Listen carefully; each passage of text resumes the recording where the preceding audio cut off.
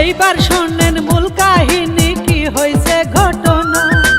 অভাবে হয় স্বভাব নষ্ট আছে সবার জানা।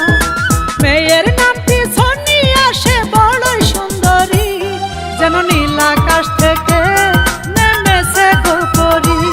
তার রাঙ্গা দুটি ঠোঁট যেন 1000 টাকার নোট।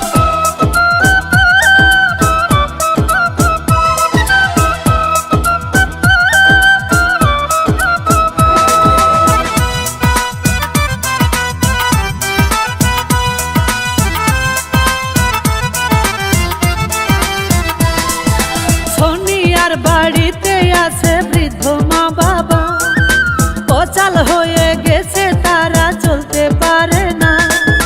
বাপ মা ছাড়া সোনিয়ার আর তো কেহ নাই। এই দুনিয়ায় সোনিয়া সে বড় অসহায়, সে কাজেরই খোঁজে ঘুরে বেড়ায় দাঁড়ে দাঁড়ে।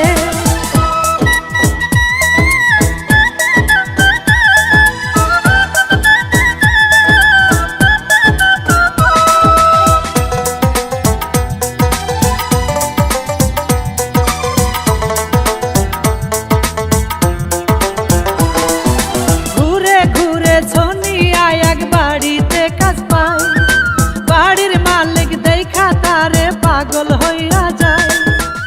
আমার একটা কাম খুবই দরকার, আমার বাবা মা অনেক অসুস্থ।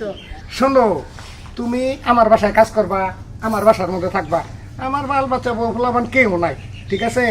তোমারে আমি খুব আদর যত্ন করে রাখবো। কাজ ঠিক করে সোনিয়া তো চলে যায় বাড়ি, বাড়ির মালিক